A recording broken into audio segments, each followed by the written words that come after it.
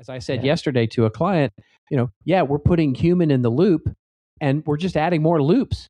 And so I like that. And so exactly. You end up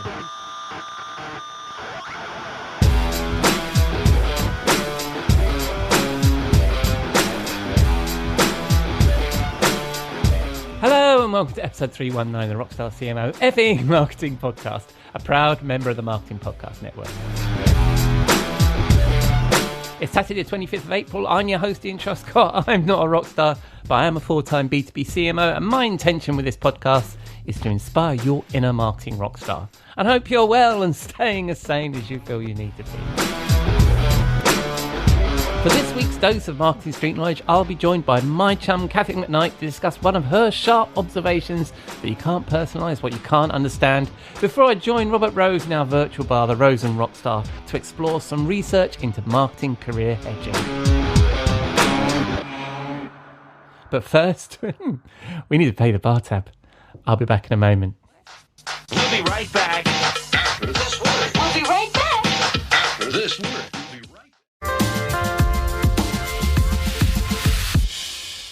Hello, I'm Ian Truscott. You may know me as the host of the Rockstar CMO effing marketing podcast, but I'm here to share that we're kicking off the inaugural MPN Podcast Awards, which will be hosted by Gordon Glenister, podcaster, author, and the Don of influencer marketing. What say you, Gordon? The Marketing Podcast Network is a community of marketers who podcast. And we thought it was high time to recognize the podcasts that we love, marketing podcasts. But these awards aren't just about the shows on our network. The MPN Awards are open to all marketing podcasts. And this is our chance to shine a light on the voices right across the entire marketing podcast community.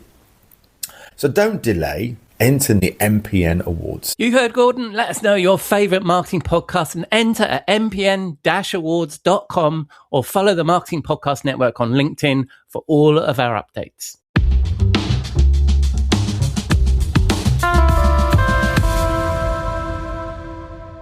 Trading at Schwab is now powered by Ameritrade, giving you even more specialized support than ever before. Like access to the trade desk, our team of passionate traders ready to tackle anything from the most complex trading questions to a simple strategy gut check. Need assistance? No problem. Get 24/7 professional answers and live help, and access support by phone, email, and in-platform chat. That's how Schwab is here for you, to help you trade brilliantly. Learn more at schwab.com/trading.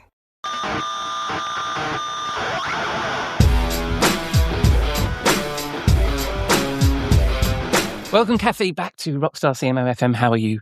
I am very well, Ian. How are you? I'm doing very well. Thank you very much. Spring has entirely now sprung. The weather's great here. What about yourself? How's Toronto? Yes, it is a beautiful sunny day. Daffodils are up. Irises are coming. Hyacinths are up. So, yeah, it's all good. We were about 3 weeks ago. Well, last time I spoke to you, I think my tulips are up and my hyacinths are up. And that was our gardening update. Now it's my turn. Sweet. We're going to talk about that you're going on vacation at the end of the show, aren't we? Not at the beginning, but sure. I know that you're ready for that, and you've just come back from a business trip, which we'll totally talk about. But mainly, what I want to talk to you about is, and I know for the third week in a row, we're going to be saying to the listener that we were going to talk about internal comms, and we're not. Just keep listening, folks. It's coming. Yeah. But because again, you hit one out of the park, I think, with your bare essentials. So I think it's the week before last. It's not the most latest bare essentials because you write them weekly, as we share every week. And this one's called Bare Essentials. You can't personalize what you don't understand, which really kind of struck a chord. I thought it was essentially about that you need to build good personas, understand your audience beyond job titles and funnel stage. So I thought that was great. So should we just kick off with why it's important, or do you want to give us a little preamble about the article? No, I think that's a great place to start. One of the things, as marketers, we have been talking about personalization for how long? 15 years? I've been an analyst for 15 years, and we've been talking about it since then. And we still mostly stink at it. Well, I was at Vignette, wasn't I? I was at Vignette. When was it? 25 years ago? I was at Vignette. Exactly. So I've got a couple of years on you on that one. and we continue to stink at it, not because the tools aren't there. The technology it's available. It's just because we've, as a collective, confused segmentation with understanding. Mm-hmm. And we're saying it's the same thing. When I say segmenting, I'm talking about like everybody does job titles, industry, geography, final stage, So yeah, absolutely. That's a starting line. It's a place to begin, but it's not the finish line, right? We need to look at what's really driving the need from an audience perspective. That's a whole other, I think we may have already talked about that, where, companies are starting with the asset. You got to start with the audience, but in order to start with the audience, you have to understand what's driving them, right? Like it's, and if you don't dig deeper, you're wasting so much. You're wasting money on time and resources, etc. And you're also losing out on audience because it's the content just isn't connecting with them. Yeah. I wish I could attribute this, but you just reminded me that I heard this really nice phrase, and you've probably heard it too: audience before content, ABC. And I think that's generally what we're talking about here, isn't it? Yep. And one of the things I keep banging on about, and I guess I'm wrong because that's not the premise of your article, is I keep banging on about the fact that we've spent 25 years understanding our audience, but we've never understood our content. And that's where the disconnect is. But it's interesting reading your experience of where you are with clients, is that people have all this data about their audience, but they're simply not using it. And they're just using lazy ways to segment. Because you're talking about here about job titles and stuff. Is that something we are still seeing then? Absolutely. And job titles mean nothing. I mean, my title, Chief Problem Solver. Yeah. I'm going to go out on a limb and say I'm probably the only one who has that as a title. And it actually reflects what I do, because that's what I do. I solve problems for our clients. But, depending on the industry, you could be a VP of something and it be nothing, or you could be a VP of something and that means you've kicked butt in terms of a career, right? Because it's really hard to get there. Indeed. So, they've got to do the deeper attribution work. It's one of the things that I find really surprising is when we go in and work with clients and we say, okay, do you have personas? Yeah. And they say, yeah. And I say, okay, can we see them? And they're, sure. Which ones did you want? I'm like, what do you mean? Well, we have, as event marketing persona, we have personas. And then as email marketers, we have personas. And then continue, right? And they don't have that top level corporate enterprise defined. Here are our audiences. Here are our personas. And then that's what you leverage to then go further into the segmentation, depending on what it is that you're trying to do, or why you're trying to reach them, or what it is that you're trying to deliver, right? So when there's no single baseline set of personas that the whole organization agrees on and actually uses, then what are you doing? No kidding, messaging is getting mixed up and tone is crossing over each other and experiences are disconnected. Yeah, that's really interesting. And not something I'd noted down for us to discuss. I think because often I've seen a disconnect between the personas that are used in product development and the personas, and they're really users, right? And the personas that are used in marketing. And I think there's some good reason for why there's a Venn diagram of that, rather than that one is the master of the other, because you need both. But what you just described was different personas within marketing, right? Per channel. I mean, that's just mad. Yeah. Or none at all.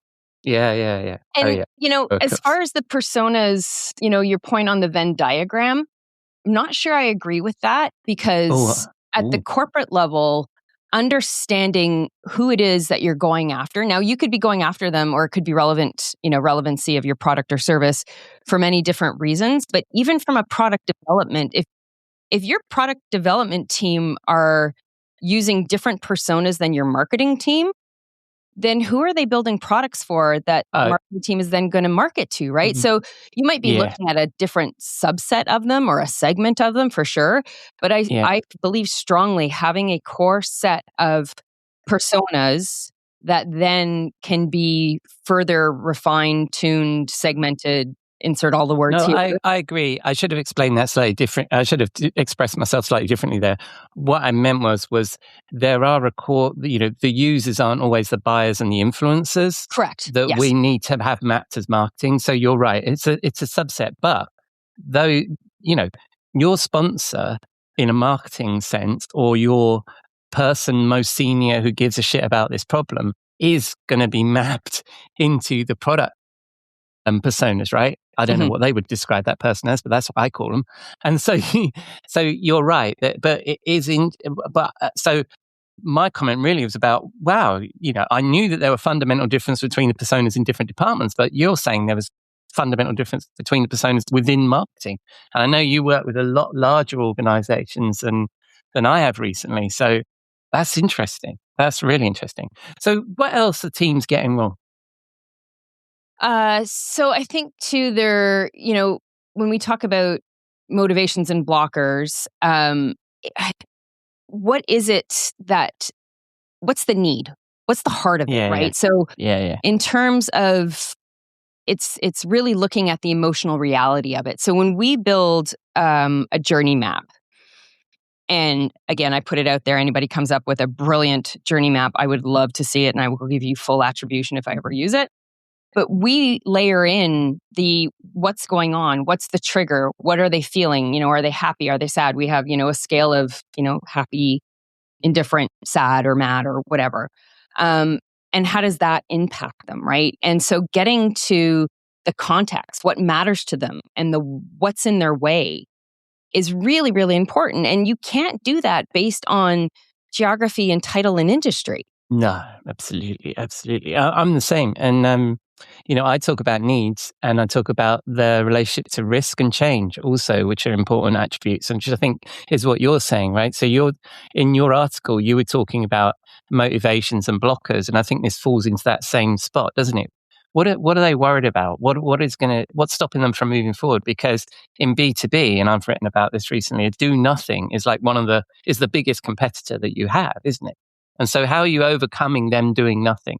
And also, that I love a swear word, but also fear of fucking up, right? So, how are we helping them get over that fear? And then and as you say, there's all the other needs that they're gonna have. What I also find with that, and I know that we're supposed to talk about your article, not letting me go off on one, is but your article did inspire me. And your article is quite short, so we'd only be talking about it for 5 minutes, because that's the wonderful thing about them. They're incredibly pithy, right? So, but I like that. So I like the fact you're talking about the needs, but also I think that brings personas with common needs, common relationship to risk. Those things are much more important than job title. So Yeah, in when you're defining a content strategy, right? Is for sure. You could find that a CFO who's normally, you would say, from a job title perspective, is risk averse, could have have something in common with the COO who's also risk averse. But the other way is that some CFOs are actually quite out there and want to move the company forward and prepared to take risks. So you can't make those assumptions based on job title. I mean, context changes everything. And, yeah. I like your word need. One of the things that you've heard me say, and anybody who's heard me speak on the subject has heard me say, is, customer journeys, again, we paint them linearly or draw them linearly or in the infinity loop, because nobody's figured out another way of doing it, right? Mm. But honestly, it should be a scatter map, because the only consistent thing with every single journey, I don't care if it's B2B, B2C, B2B to B2C, product, service, doesn't matter, is a need, right? Need is what drives every single experience. A need for information, a need for a product, a need for a service, a need to solve a problem. It's always need. So having context of that need is what you need to have in order to get them the right experience, right? So what's driving them towards a decision? What's standing in the way? What's the context? Why are they engaging? That's the picture that needs to be painted. And if you can do that for, 3, 5 different groups, audiences, personas, whatever you want to call them, then you're going to be able to build the right content. Yeah, exactly. Well, I think I know that you work with big organizations and that's where this client experience is coming from. But you know what I've been experiencing? I've been doing some coaching and mentoring, and I've found that people and consultants are the same way. Is that, what's the need? What are you solving? Well, I do this, and this. Yeah, but who cares? What do people? And it's such a good discipline with anything that you're doing. Is like, what's the need? Right. And why? And the other thing that I find with software vendors over the years is that they'll have their list of features and they'll create needs based on the features. Oh, 100%. It's like, Absolutely. those So, aren't needs. what I do to pressure test when somebody, a client gives us a persona is, I say, you've got to be able to finish these 4 sentences. This person is trying to X. So need or goal in that. They're motivated by what? What motivates them? They're being held back by, and you insert blockers, and they usually engage when context. So if you can answer those 4 things that's good. for your I like personas, then you're probably on the right track. Yeah. And they're going to evolve. So it's not a set and forget, right? It's not, I developed these personas 5 years ago and we're good to go. You need to go back because so many things change. And especially when you're talking in industries that are, day-to-day changes like technology or even marketing, it's something that you've got to keep going back and refining. Yeah, I've used versions of that, but that sounds like the most comprehensive one with those 4 points. I think there's one that's got 3 of those points, but 4, I like that. That's the I'm going to have to write that down and steal it, I think. With attribution. Let's not talk about it. And I love also back to your title of, I bet you get some weird LinkedIn inbound shit, right? Like I do, because for Rockstar CMO, I'm chief bottle washer. Now your title makes a whole lot more sense than mine does, right? I'm just being stupid. But I do get as chief bottle washer. What the fuck does that mean? It's fun though. Yeah, exactly. I've got a regular title for my regular work, but but I thought that was funny. Yeah, we gotta have fun. Yeah. So where were we? So we were talking about attributes, motivations, blockers, and needs, and how we map those up. Now, from a customer journey perspective, Cathy, do you think all the old models? There's a lot of conversation about ADA and all that stuff, and sales funnels. That stuff is now out of the window. Would you say that broadly is true, and that you're building these actually bespoke for your individual clients, or do you think some of that stuff still works?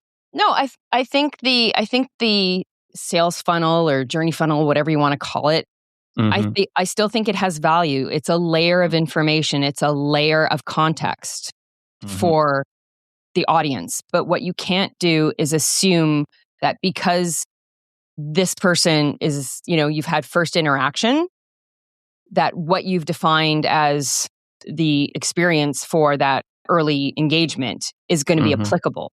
That's why you need the context of it, right? So if they're coming in from a QR code that they've scanned at an event that they've gotten the QR code after they've had a conversation with somebody, then don't make that QR code pop them into a first contact kind of page. Right? The QR code should send them to a contextual element of your website or a microsite so that they can continue the journey.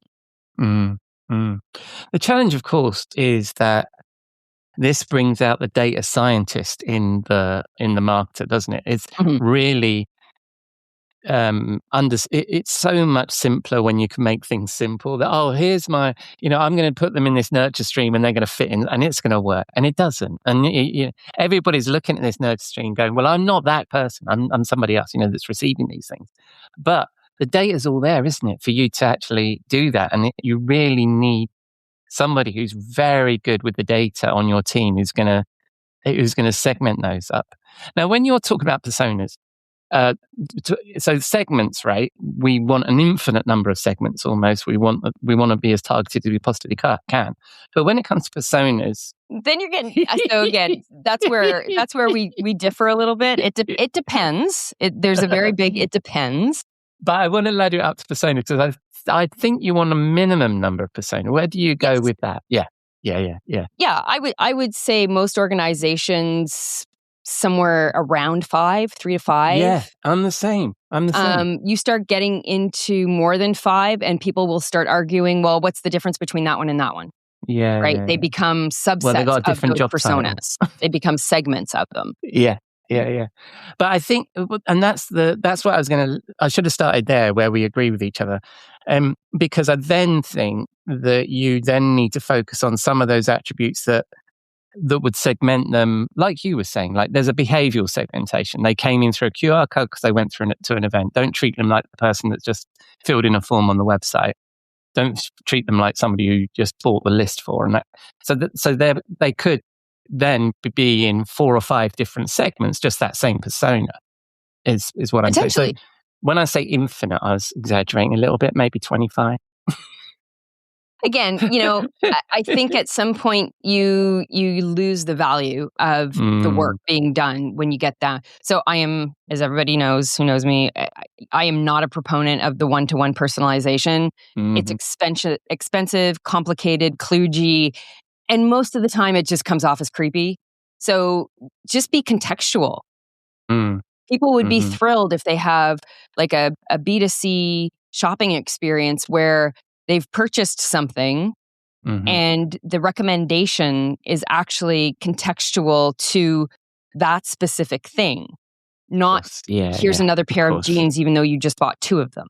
Yeah, of course. Yeah, absolutely. And I'm so fixated by my B2B world that's the examples that I keep giving. But you're absolutely right. When we have a conversation like this, it needs to be a bit broader and talk about B2C as well. But yeah. But even in the B2B world, so I just, and I know we're going to talk about this next, I'm just back from Adobe Summit in Vegas. And I had the most wonderful conversation with a gentleman at, and now I'm going to forget, I'll have to look it up as we're talking. But basically, their education element, right? So where customers can go and learn about things. And at Adobe or at Adobe, one of their clients? It's an Adobe offering. So it's free to all of their customer. And what we were talking about, and it's nascent, so it's new. They've just launched a blog, podcast series on AI and AI agents and, different experiences, and it's customer based. So they have customers talking about their experience and whatnot. Oh, nice. And my suggestion to them was, well, why not put in, look at the topic of the conversation, look at the questions that you're getting, and then in the show notes, put in, if you found this interesting, here's some modules that you might find interesting. And as you're doing that, don't just put the obvious. Think about the things that they don't know what to think about yet, right? Because AI and agentic AI is still really new. People are still struggling to understand even like, is agentic just like a chatbot on roids kind of thing, like hyped up? It's not. So think about the context of the people who will be coming and listening to this and what might they be interested in that they don't even know what to ask for. Oh, absolutely. So and I think that's the context, right? That's where you're providing value. Yeah. But that's what I also encourage clients to do is when I'm talking about personas and needs, it's not just think about the need for your product, but what's their need right now. And in a broader sense, I mean, not like they need to buy dinner on the way home or they need to read the New York Times or whatever bullshit that is. But like, what's the broader need of the job they're trying to get done? And so you can understand the context of their world and where you play in that, how important you are in that context as well, and also how you might be able to help. Because it might be that, for example, I quite often use an example where I worked with a sales guy years and years ago who was really good at government procurement because he'd worked in government for years and years and years. The buyer, on the other hand, weirdly enough, didn't know how to buy stuff in their own government department. So there was a skill and the knowledge and what we call now content that he had that was really useful to the buyer because they're not a professional buyer. They were a sponsor who was trying to get something pushed through the government department. And this guy knew the way to do that. And so it's quite often that we can have experience that helps buyers buy that we perhaps wouldn't share that content, thinking we need to just be talking about ourselves all the time and our products and our features and our functions. Absolutely. So I think that's interesting too. All right, so we drifted into Adobe Summit there, but let's just get back to the article that you were doing. So what's the next steps? What is it? I mean, whenever we talk about building personas, there's always that fear that the client is just going to take them away, stuff them in some drawer, and they'll just gather dust and they'll never use them again. But I presume that the next step is to actually make these things actionable. Oh, operationalize. And that's the biggest challenge every organization has because it is fraught with friction. This part makes me crazy. Teams will do like big persona discovery process. We've run them where they're multiple day workshops, right? Yep. This is not like a couple of hours, let's hammer this out. This is, pressure testing and asking a lot of questions and like role play, like all the things. It's a lot of work to get this done properly. Yeah. And you get to a point where people are like, yep, I can live with that. I see your point. You've come to an agreement. You do it from a cross-organizational perspective. So there's stakeholders being representative stakeholders from across the org. And it's great. And they have this beautiful document and they go so far sometimes as like pictures and whatnot. And then they go back to doing it the way they've always done it and never look at them again, right? It takes discipline to execute. Now, we've seen some organizations just hit this out of the park where it's the penny that drops that makes the difference. So I'll never forget this. We worked with one organization it was in Ottawa, actually, in Canada. And we did the workshop and we did the follow-up and it was a longer strategic engagement. And then I went back to the offices probably a month after our persona workshop. And they had CAD printed posters of their personas in their marketing room. Yeah, nice. And they talked about them in the third person. Yeah. So how would Sheila feel about this? Exactly. Right? And truly embraced it. But there are so many who do the work. And then because there's friction in changing the way you do things, takes longer. There's other things to consider. You're showing like, oh my God, the work that I've been doing necessarily hasn't been like spot on. And so they go back to the way they've always done. I think that building personas might be an episode we should do just in itself. Because I think there's a couple of things here. One of them is sometimes marketing will go into a little room in a hotel nearby in a dark and not involve anybody else, build these things out. And of course the business goes, they might be all right, they might not be good, but I wasn't involved, so I'm not interested. So you need to socialize them and get other people engaged in it. And the other thing I always encourage people to do is to, like you were saying, find somebody in the CRM that matches that person. So you can really picture that that's a real person. Great advice. And if they're a real customer, even better, right? Like you say, Elaine, what does Elaine think of this? Oh, she's the CMO, the blah, blah. And I think that's really good. So, the challenge with that is assuming that the sales team allows anybody into the CRM. It always amazes me, organizations who lock down their CRM. I'm like, why would you not make that the most accessible piece of information? Because understanding your customer, the interactions, the number of touch, like all of those things is everybody in the organization. I can't think of a single role that wouldn't benefit from knowing that information. No, you're pulling at another thread here, Cathy, because I also think that sometimes marketers are a bit introvert and should get out there and see customers. Yes. And so they can meet that persona themselves. But you're right, that access is often gated. And you can't go meet the customer because the account manager or the salesperson thinks you're going to go in there and fuck everything up for them. So exactly it. All right. So let's get to Adobe Summit. So you just got back yesterday. So I'm very lucky. And you're off on vacay, which we'll also get all excited about as well tomorrow. So I was very lucky to get you on the show today. How was Adobe Summit, apart from that it was in Vegas and it was mad? It was good. And the group that I was talking about was Adobe Experience League. That I had that great conversation with. So just wanted to... Experience League. Adobe Experience League. I quite like the name, actually. It's clever. Well, they sound like superheroes. And who doesn't want to be a superhero? Exactly. So yes, back from Vegas. Mhm. Vegas is still Vegas, and shocking not, agentic AI Yeah. was the theme, and that was wallpapered Really? over everything. And so core idea, I think, would, to boil it down, is that AI agents, not search engines, are the systems making decisions on behalf of users now. So people are using them to do search, to inform them, to help them get to a decision point or make a decision. So, so it's also increasingly LLMs are increasingly mediating how brands get discovered and selected. Right? They're providing that perspective. They take it. It was Google, and then it was social, and now it's LLM. So companies are having to totally flip their content approach around so that their content is not only accessible by an LLM, because a lot of companies have set it up such that it's not, but also so that it's written that it will be picked up. Because LLMs can be very discerning. They don't like marketing ease, right? They don't like the spin. Exactly. Straightforward. Answer the questions that customers or prospects are asking, or consumers, and then you're going to get found. So I love that. Yeah. I absolutely. Me too. I actually posted about it on LinkedIn because it reminded me, because I had a discussion about this and I was reading some stuff about this. And what I posted on LinkedIn was, it was a bit like the early days of the web when we started making websites accessible, and it just, for screen readers and stuff. And it just made websites better for everybody.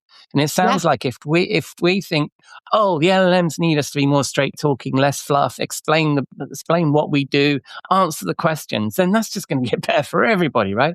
Because that's particularly, I know that I mentioned earlier about my obsession with B2B, but especially in B2B, because we obfuscate the problem we solve behind features, functions, and fucking mealy words.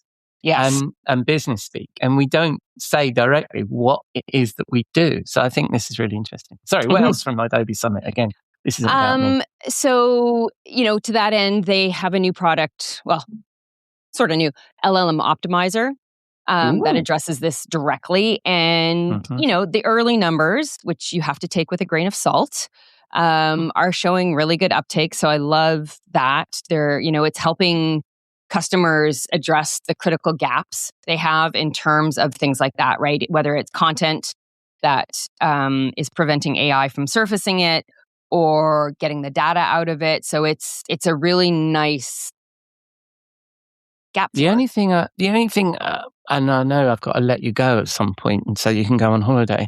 But this podcast can't last forever. But it's interesting when vendors do that, isn't it? When they say about uptake they've got from customers. Now, that's a really hot topic at the moment. And I can imagine the marketing teams are being challenged to buy tools that do that, right? But is there the value in them? What's the result of that? Do you know what I mean? I know you're smart enough to know that, right? But that's what I think when I hear some of that stuff. The customer, and they're throwing out numbers like 80% of early access customers had critical gaps addressed, and critical gaps in their content addressed that made them more accessible to LLM. Okay, well, that's great. 80% of how many? Yeah. Was it 10? Was it 100? Was it 1,000? Now, I'm sure they answered that question. I can't remember. So many numbers get thrown around. But also, what they won't know is what was the outcome of being more optimal for the LLM for their customers. Mm-hmm. It'd be ridiculous to ask that, for them to know the answer to that question. But you always got to be a little bit cautious, haven't you, with some of these numbers? Because it's the hot new thing, shiny thing that everybody's buying right now. Doesn't necessarily mean they're getting the outcome that they're correlating from. Sorry, so I've distracted you again. What else from Adobe? Was that it? So I mean, they have a lot of cool stuff. They have a great. They're in a great position. They're the only vendor out there that can truly say they have a tool for everything from ideation to archive on the content, what they call the content supply chain, content lifecycle, whatever you want to call it. Nobody's buying Adobe for the whole thing, but they do have a very compelling story. But to that end, companies are still very concerned about technology debt. And part of that is the adoption gap, which is real and is very real with Adobe, right? So Adobe customers, like everybody else, they have, if they buy something that gives them 20 features if they're using 10 of them. It's, so addressing that is something that needs to happen.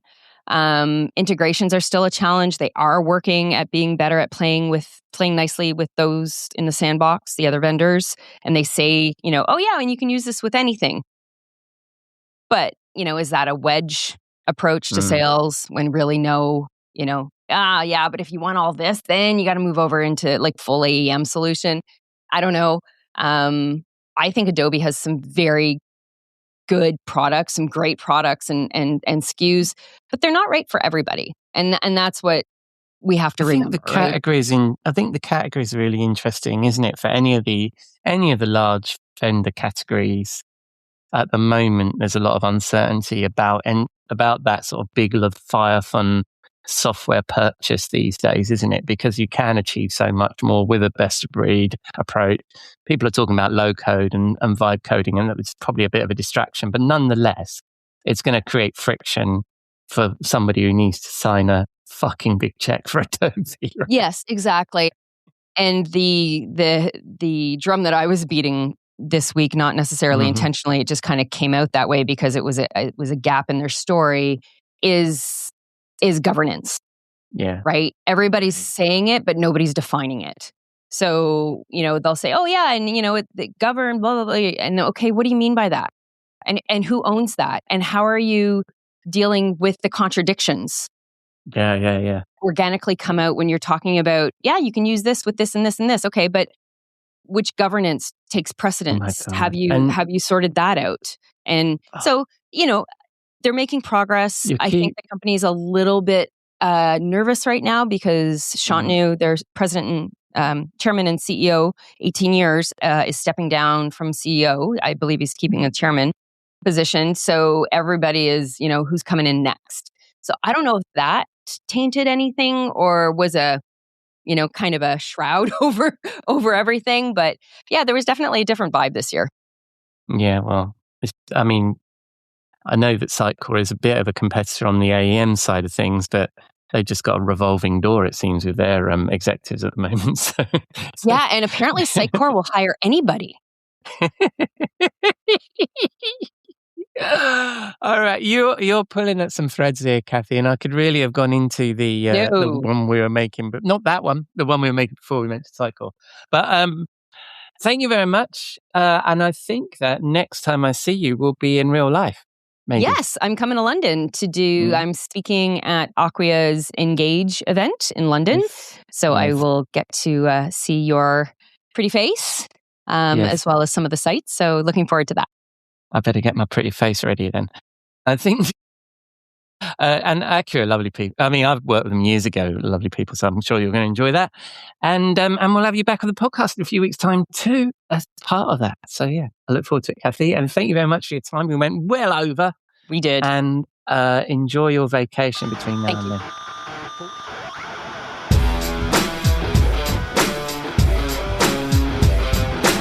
Thank you, Cathy. Always a pleasure. And I will, of course, include a link to her Bare Essentials content series in the show notes, which is a splendid read.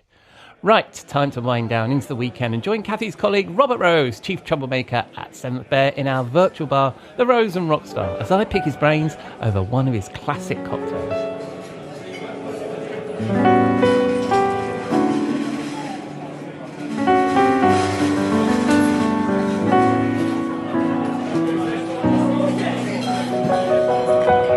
Hello, my friend, and welcome to the bar. Hello, mate. How are you? I'm doing very, very well. It's the weekend. It's beautiful weather here. Yeah, it's all good. It's spring. Spring has sprung. It's all the good things. All the good things. Yeah. Get out and touch some grass this weekend, and all good. I think it's beautiful everywhere in the world based on 3 data points. Where you are in California, where I am in the UK, and also I was chatting to Cathy yesterday, and it sounds lovely in Toronto as well. So it must be nice the world over. There you go. I think, except in the Strait of Hormuz, perhaps is the only. That seems to be something that. I imagine the weather's probably the best thing about there. Exactly. That's exactly right. And don't you figure that there's also like at this point a smell, like that there's got to be like, if you're standing on one of those boats or whatever, that's like just there's so many boats that are up there, and then the oil and the smoke and all that. Like, you got to figure that like it's just not a pleasant smelling place right now. Oh yeah, I think that's also maybe one of the least. Maybe understating problems. it. Yeah. All right. Let's ignore all of that and pinch out. We have a lovely drink. Have a drink. Yeah. We have a lovely cocktail here. This one is super pretty. This is basically, and it's really simple as well. We call this a lemon blueberry martini. Oh. So it's been a while since we've had a little bit of a martini here. And this lemon blueberry one is really just lovely. You start with wherever you like to get blueberry juice, and it's better to get blueberry juice instead of like muddling and all that, because it's just too much work. And by the way, you get all the stuff in there, and it's like that. So just get yourself some blueberry juice. And then, of course, you could go vodka, but no, we like gin. We're going to do gin here. We're going to be proper martini. So you do 1.5 parts of your gin, then a little dry vermouth, of course, and then just a squeeze of lemon juice. And then if you want to garnish, you take some, like 5 or 6 blueberries and you stick them on a little toothpick, and you can garnish with that.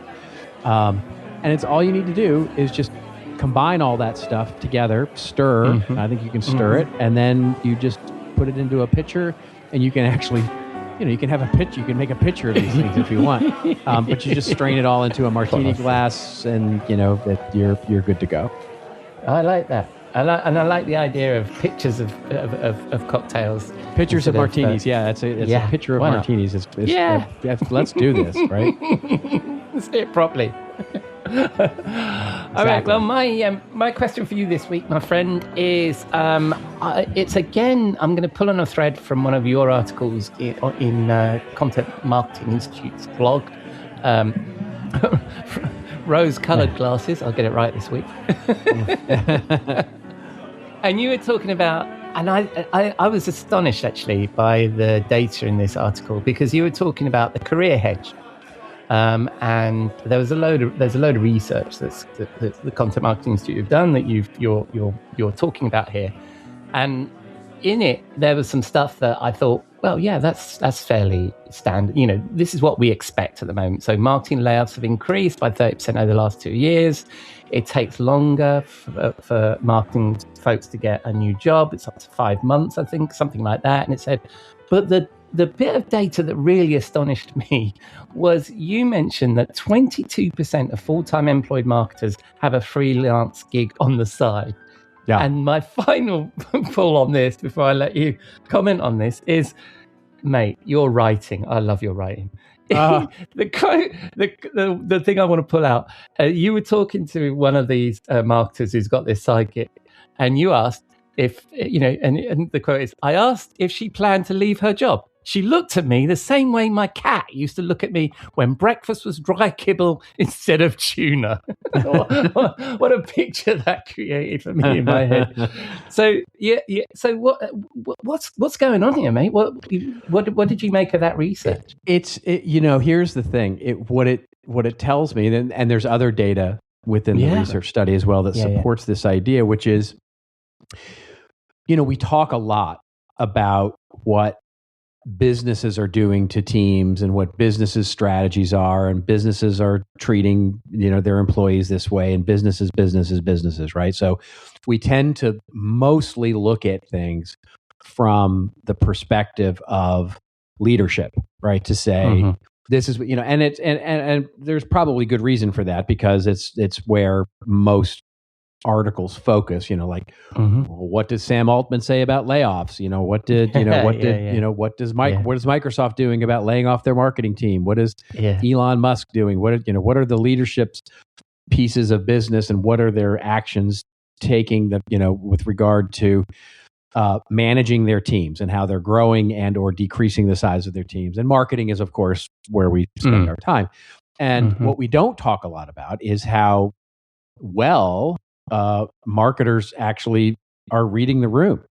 In other words, we tend to treat it as if marketers are hand over mouth going, I'm shocked to find out that you're doing such things. And I've never heard of such a thing, and that they're, but of course they're not. And in fact, the funny thing is, it's the job, right? The job is to be able to read the market space room and make predictions and or conclusions about the direction that one should take in order to optimize where the market direction is going. That's kind of the job of marketing.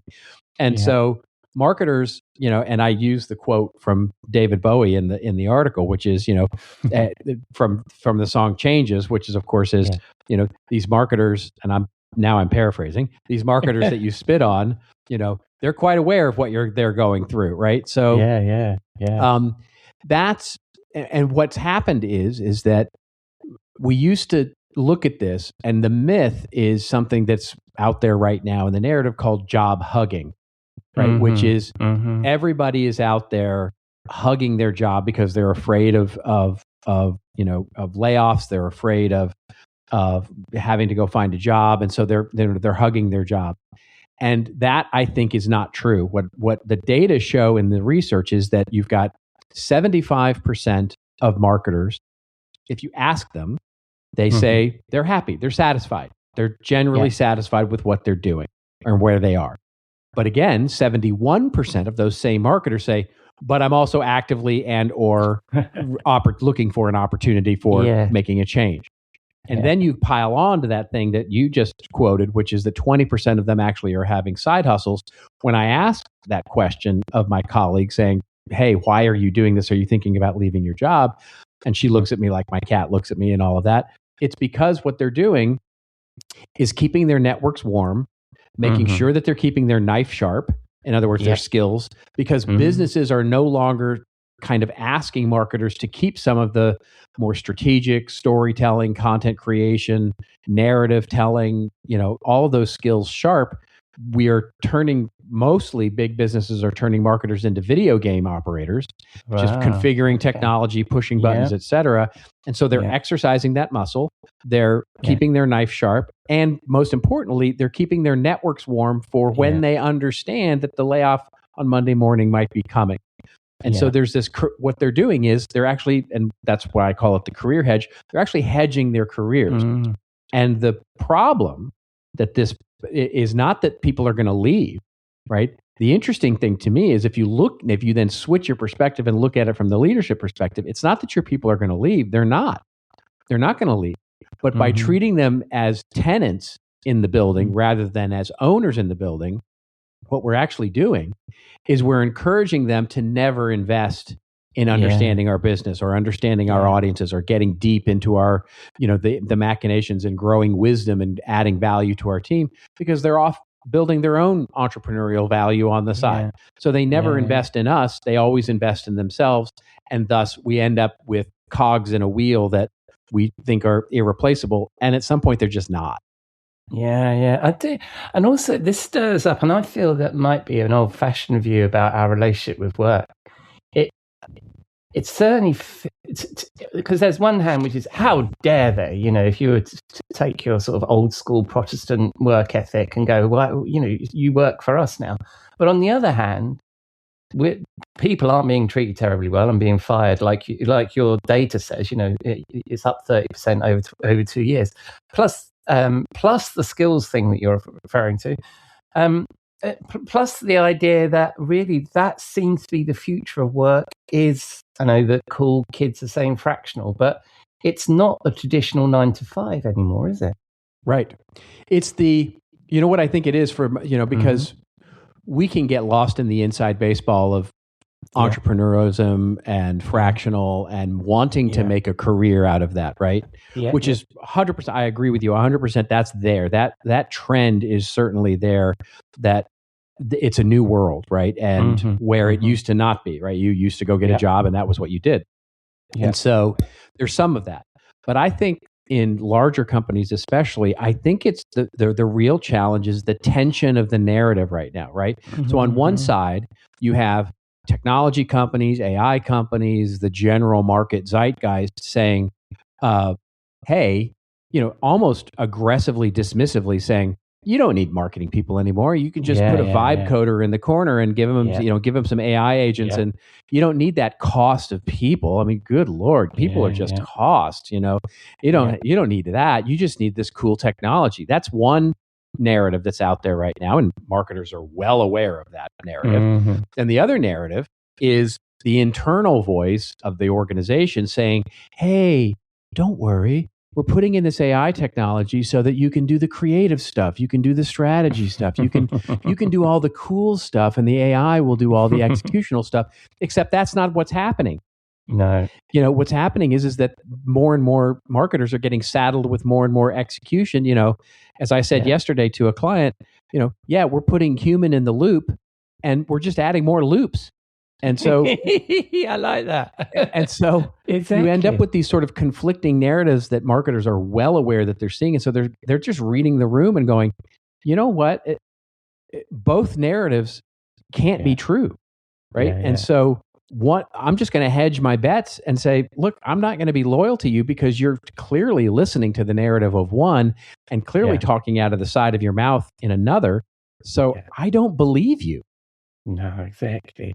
It's funny. And I think that pulls at this thread that we talk about quite a lot, which is that AI doesn't actually save you any time, and that dividend is actually folly, right? People are using AI to do things they couldn't afford to before. And it's not like they're replacing something. They just wouldn't have done that. And then I'm seeing people do stupid stuff. Like I saw a webinar the other day, and somebody created a CRM in Notion using Claude. And it was like, why would you do that when a CRM already exists? Right. That's exactly right. You're going to go. I did. Yeah, you did a thing that already exists. Right. Yeah. Congratulations, you built the first part of HubSpot. You're so awesome, and but why? And you spent all afternoon doing that when you could have spent $5 or $15 or $20. That's right. Anyway, that's right. I know we're under a bit of a time crunch today. Mostly my fault because I was talking to you too much before we started before I hit record. Where are we going to find you hedging your content bets, my friend? They will find me at seventhbear.com as our website. And then, of course, posting these kinds of articles on my rose-colored glasses on the Content Marketing Institute's website. Nice. Splendid. And when we spin the dial on the interwebs, where are we going to find you?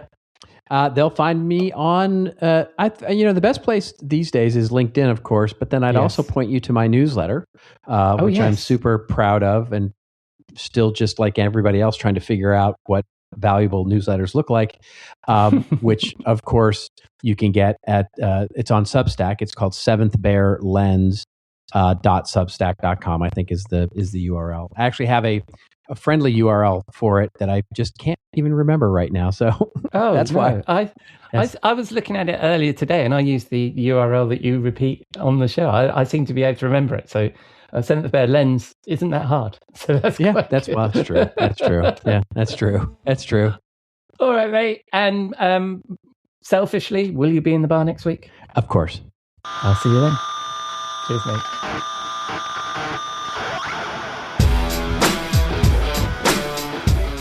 Thank you, Robert. And again, we plundered the research that Content Marketing Institute is so well known for, and it's really interesting stuff. I'd encourage you to take a look.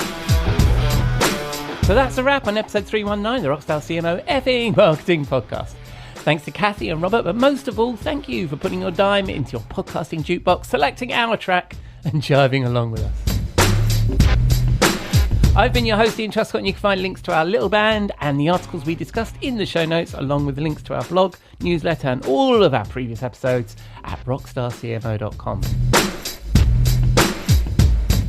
Next week, my chum and former Forrester Research Director Jeff Clark is back, and Robert will also be back in the bar. In the meantime, I'll leave you with this quote from Peter Drucker: "The aim of marketing is to know and understand the customer so well the products and services fits them and sells itself."